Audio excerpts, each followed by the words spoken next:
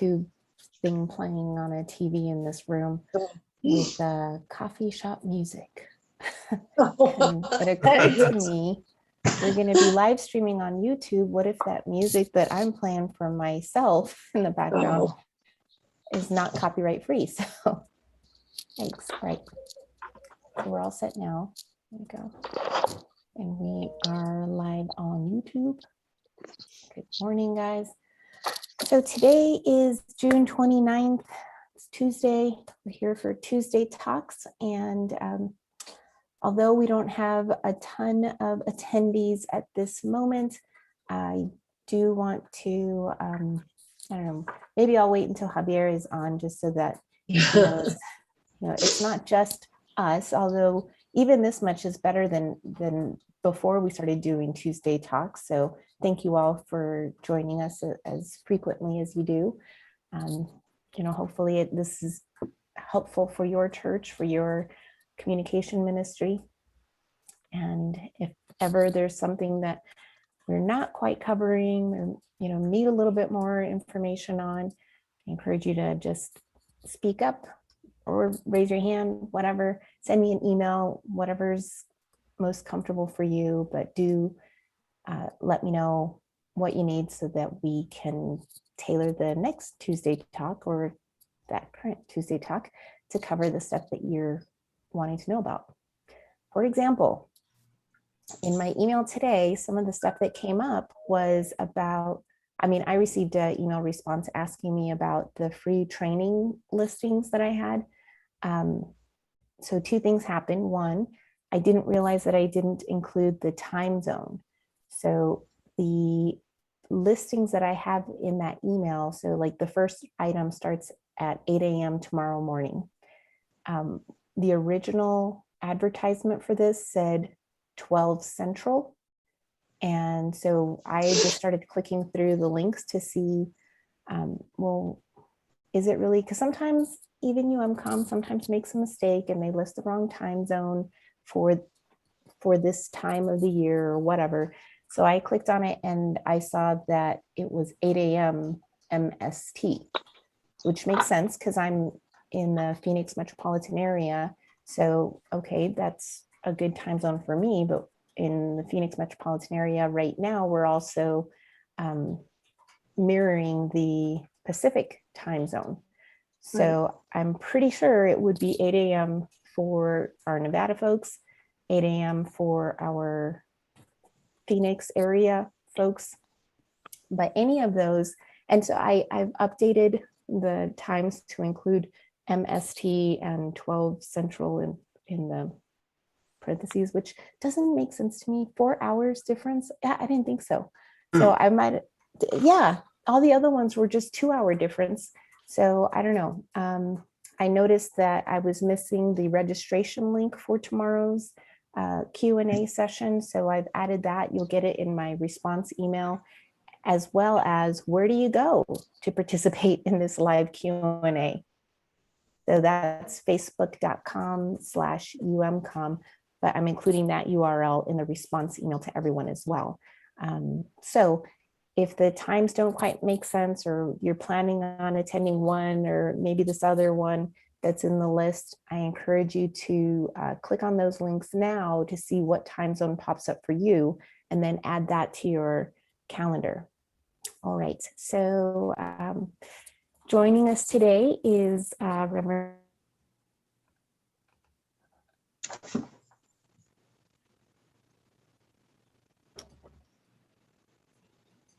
Christina, I think you froze there. I got disconnected for a second.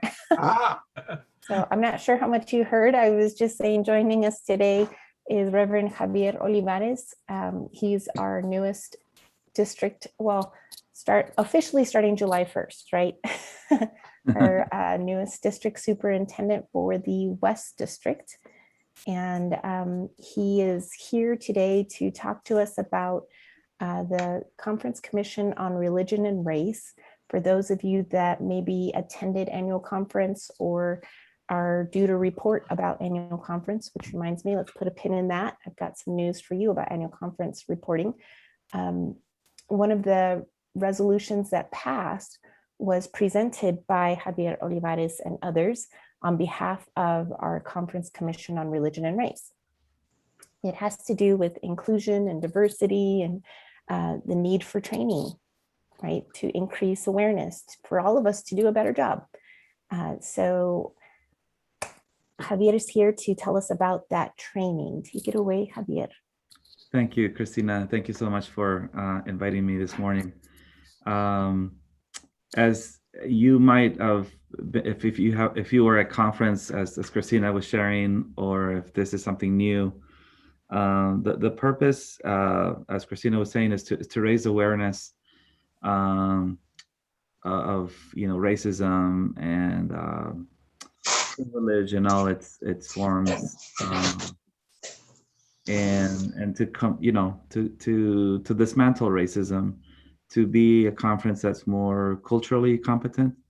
And so the resolution that passed had a component, which is a training that we will be having with Dr. Grace Pak. She's from the Greater New Jersey Annual Conference, and we will be working with her. She will be training us. And so we are seeking 15 trainees or people who want to be trained for the first module.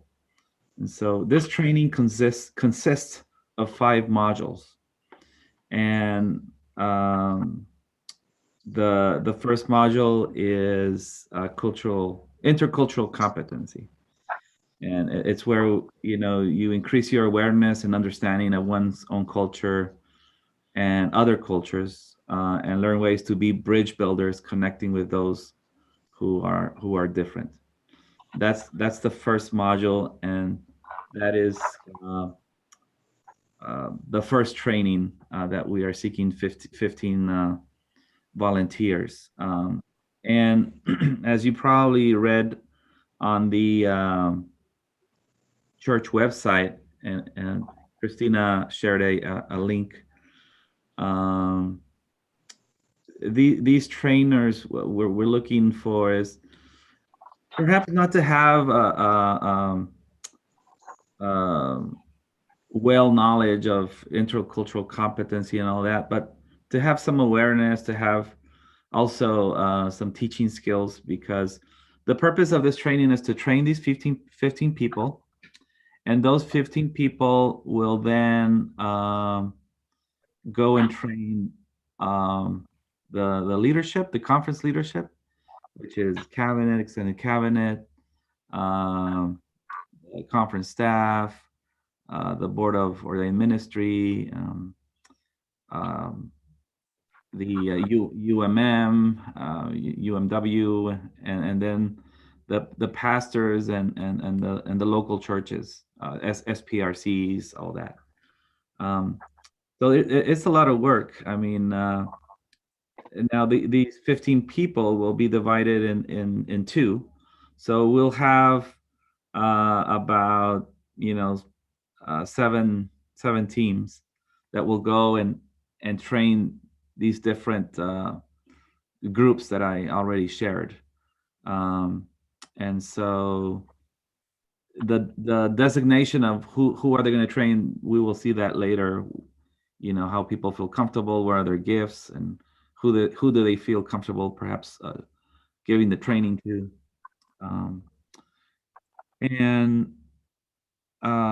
So this is the first module.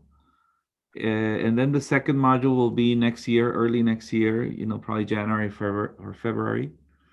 And the second module is, I don't know if there's a way to share the screen, Christina.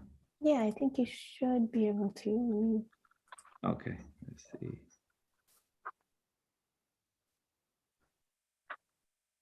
Okay, thank you. Can all of you see that? Okay. So this is the curriculum of the modules. The first one, as I said, is intercultural competency, and that, as I said, that increases awareness, understanding of one's own culture and differing cultures. and learn ways to be bridge builders. Um, and then the second one, which will be in early 2022, would be implicit unconscious bias. That's to learn how bias works implicitly and consciously, and how to combat it so that all people are honored and valued in the church and in the world. We all have our biases, right? We all have our bias. I have my biases too. I'm also prejudiced, and so it's just a matter of being aware of that, or recognizing and how to improve, how to be better, you know. Um, and then we have the history of racism in the United States. We are looking at each module per year. So in 2022 would be implicit bias. In 2023, the history of racism in the United States. The next year, the privilege, and then the last year, discipleship. And perhaps you feel that uh, one module is more your strength, that you would like to teach that, or you have some experience with that, and that's fine. We are hoping to have 15 different volunteers for each module. We're not expecting to have the same 15 uh, uh, for all the modules. That would be a lot. That's impossible. But perhaps there will be a person that will be could be trained in two modules, for example. Um, the idea is to have the first module taught or trained, or people trained, I think by the end of next year. I'm not don't remember what the resolution stated, but um, and there might be people that in 2 years or whatever, or 3 years, new people that come into church, or a new SPRC, and they might need the module one training. Um, by that time, of course, we would probably have a number two or number three already in the midst. Um, but that's the main idea. We are looking for people that have some awareness. I think in the application you can see here. I don't know if you can see that, the website. No, we're just looking at the idea curriculum Oh, page okay. that you're sharing. I might have to stop sharing. Yeah. Um, Here it is. Can you see it now? Yes. Okay. So that's what Christina put out for us. The how to apply, and the mission. What is the mission? Is to raise awareness, promote the vision of the image of God, that we are created in the image of God. Um, and then the position is, who are we going to train? Who are these 15 trainers going to give the training to? So that's all the groups that we are going to be working with. And then the tasks. So the training, this first module, the first training will be on August 5th to the 7th. And we are looking to do this in person, because with this type of work, uh, it it's so important, um, to be in person, because to do it online or virtually, it's not the same, because of all the concepts that you see, and the interactions, and the elements of this type of work.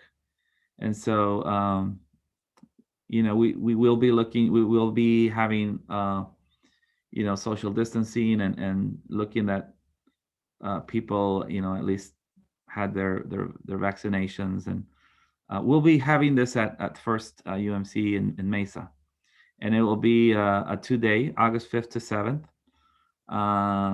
And of course, for the trainers, this will be free. We will pay for your meals, and if you're coming from a long distance, we will pay for your lodging as well. and your travel as well. Um, the skills that an ability to and capacity for teaching and leading workshops, as well as flexibility and understanding group dynamics. I think this is going to be important because and we're going to have students or people that we're going to be training that or giving this training to, that come from different backgrounds, from different learning experiences, and so the teaching capacity is very important. To observe the group and to read well, the group.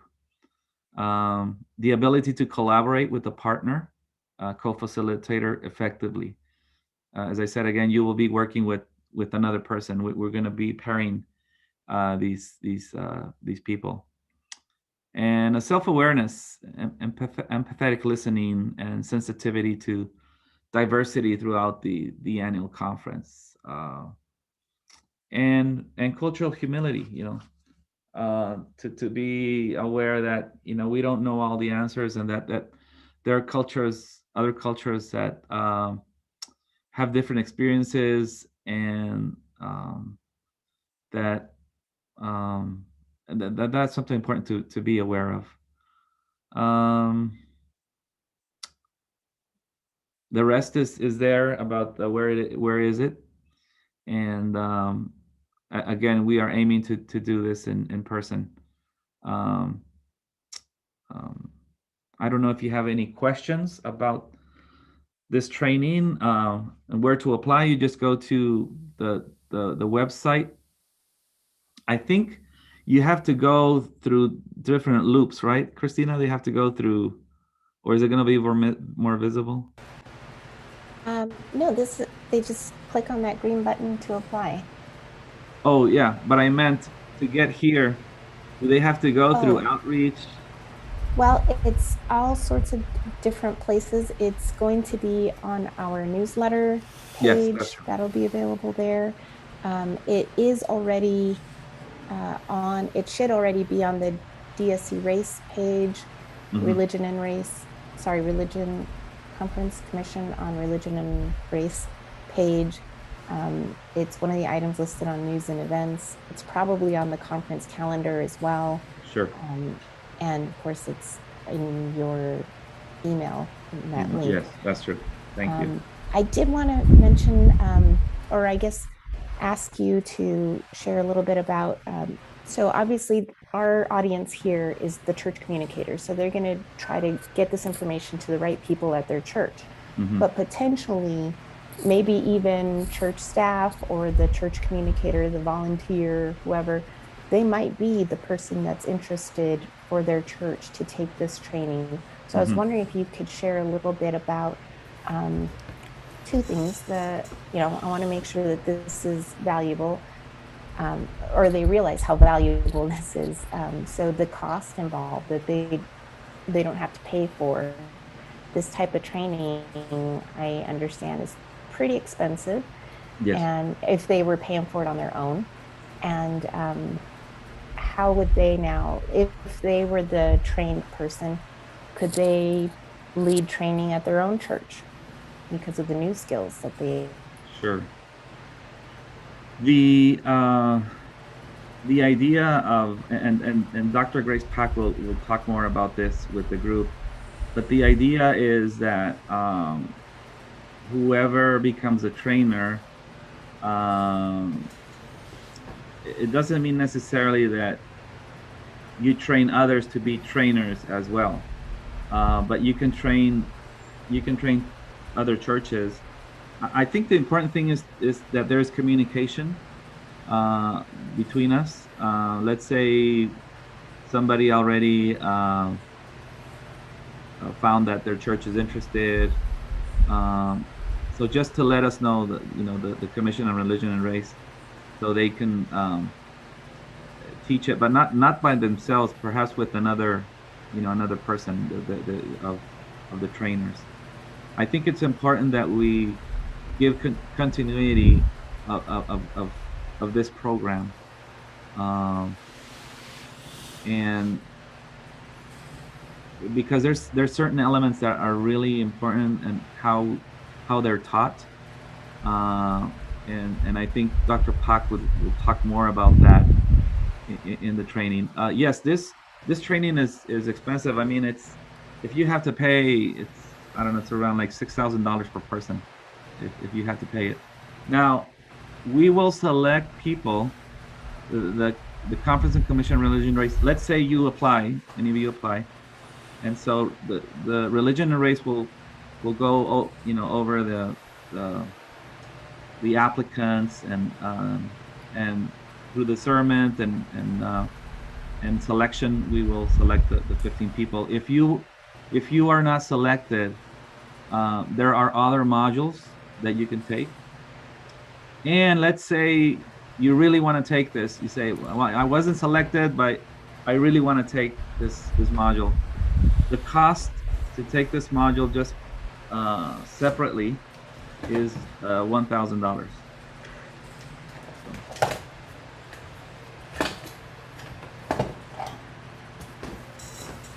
Okay. Thank you, Javier. My internet is like really spotty today, so I keep getting kicked out and kicked back in, and then freezes. Javier, can you share the link to the application? Anyway, thank you. Go ahead. Oh, Javier, the link. can you share? Yeah, the link. Will you share the link in the chat? Sure. I think Christina emailed that in the email, but let me see if I can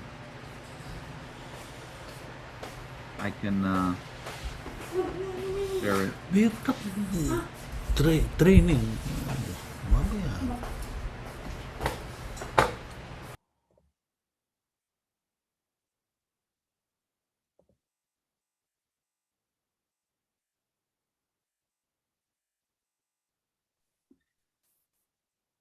Yes, that's Hear me? I think I got it in there. yes. Thank you, Carla.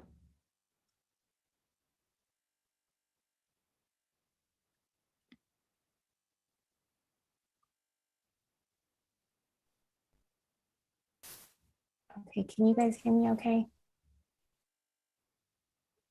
Christina, you're freezing on and off. Well, I'll turn off my video. Maybe that'll help. How's that? Are you guys hearing me okay?